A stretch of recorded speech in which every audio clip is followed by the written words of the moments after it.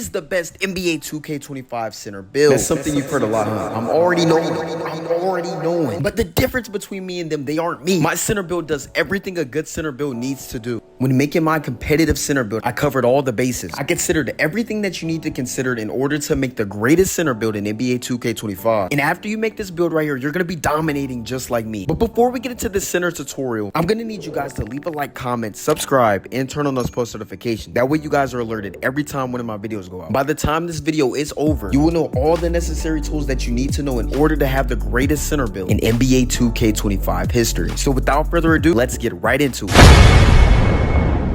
This year will be my year. I love Chris Let's go!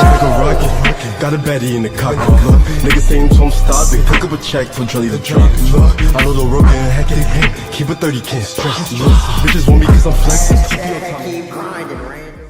Now for starters, in terms of this build, for the position, you guys are going to want to go with power forward. In terms of attributes and badges, power forward is the best center position. In terms of height, you guys are going to go with 6'7", and for your weight, 250. 250 pounds is the sweet spot for the weight. From an attribute to a badge perspective, 250 pounds gives you everything you need. It is the sweet spot, I'm telling you. And for your wingspan, you guys are going to go with a 7'3" wingspan. For those of you wondering why I did go 6'7", the 6'8" poppers are very limited attribute-wise. In regards to the 6'7", they just has better attributes. So this year, it was just best for me to go with a 6'7" center. But let's get into the build. In terms of my close shot, I decided that it was best for me to go with a 70 close shot. And for my driving layup, I went with a 43 driving layup. And as you guys can see, I have a 63 driving dunk. Now from a competitive aspect, as a popper, it's not the end all if you don't have a high driving dunk. Now could it potentially benefit you? Yes. But just because you don't have a high driving dunk does not mean you can't compete at a competitive level. And in terms of the caps and in terms of the attributes that I do need, the majority of my attributes are going towards my defense. So that was the attribute that I had to sacrifice. It's going to be something in regard to your finish, especially as a popper on NBA 2K25. And for the way I play, even with a 73 standing, I still get safety dunks. As long as I'm still getting the safety dunk packages, I know I can be effective in many other ways. Because personally, I don't prefer to have on dunk packages that can get blocked. So even with a 73 standing dunk, with bronze rise up, I'm still going to be able to trigger good animations that are safety dunks that won't get blocked. So don't shy away just because you see a 73 standing dunk, you still get the safety dunks that you need to be effective. Now if you're a post control, you guys are going to want to give yourself a 59 post control. Now in terms of your mid-range shot, you guys are going to want to give yourself an 85 mid-range at bare minimum. At the maximum, I say an 87, nothing lower, nothing higher. Now the thing about the 85 mid-range, you get all the releases except T-Mac. But the thing about this year is there are plenty of good releases as well as bases. So you aren't limited to T-Mac. It works extremely well with an 85 midi because I get all the releases that I need. So even though I don't have T-Mac, I'm still sparking that bit. Now if you're a 3-ball, another beautiful thing about this year, you guys are going to want to give yourself a 73 3-ball. That way you get silver Deadeye, silver set shot specialist, as well as shifty shooter. This year you can hit with low 3-balls on a consistent basis like in years prior. When I heard that people were sparking consistently with 68 3-balls like it was 2K20, I was like, that's crazy. But I still wanted to get the badges that I needed that could still help me be effective. So I decided to go with a 73 3-ball. And I can say I have been effective. I've been sparking out the bins. I'm telling y'all right now, go with a 73 3-ball. It is the sweet spot. Now, if you don't feel comfortable with that, one thing you could do is you could make this a cap breaker and add +2, +3, however many you want to add to fill out the cap. But personally, I decided to go with a 73 3-ball. Now in terms of your pass sack, you guys are going to want to give yourself a 65 pass sack with a 55 ball handle as well as a 60 speed with ball. Playmaking has never really been a detrimental factor for me in terms of my factor, but what I will say is realistically, you always want to give yourself a 70 pass sack. Now for this build, I did decide to go with a 65 and I am still getting the passes off in the speed that I need to, but realistically, I would suggest this for anybody. Usually go 70. Now in terms of my interior defense, I gave myself a 70 interior defense. Interior defense has never really been a strong factor, especially if you know how to wall up and close out completely. But for those of you that might be worried for how low the interior is, you could go with a 74 75. But again, this works for me, but this is my build, so I'm telling y'all this is what can work for you. Now as you guys can see, I have an 86 perimeter defense, and most likely what I will end up doing is adding a cap breaker to my perimeter defense. Once I add that cap breaker of +3, I'm gonna have off-ball pest on Hall of Fame. Once I add that cap breaker of +3 to my perimeter defense, the +1 from the cap breaker is gonna make off-ball pest Hall of Fame, and then the additional +2 from the +3 is gonna make a movable enforcer on Hall of Fame. My build is gonna be souped. It's gonna literally be souped. I'm telling y'all right now, this is one of the best popper builds in the game. This is my patch 1 build. I was in the builder cooking with no pot. Now in terms of your steal, you guys want to give yourself a 94 steal. That way you have gold glove and Hall of Fame interceptor on the centerpiece of Doomerson. I'm about to end friendships with this build. I'm telling y'all. Next, you guys are going to go with an 83 block. I'm telling y'all, this is perfect. This is the perfect spot to be.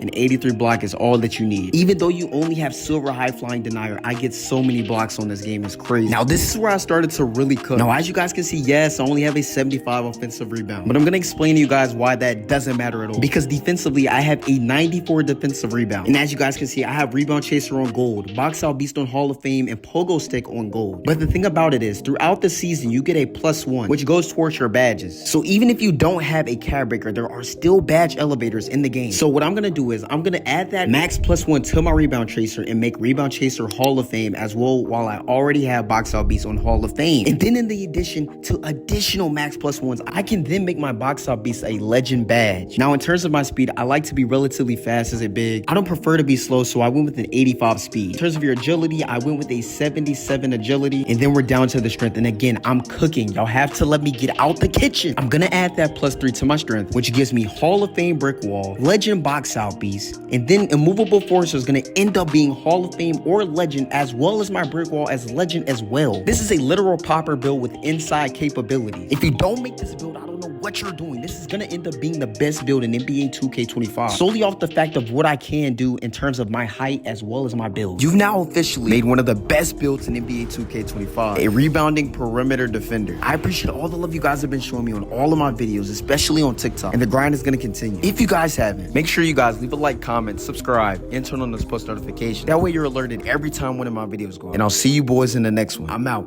Peace.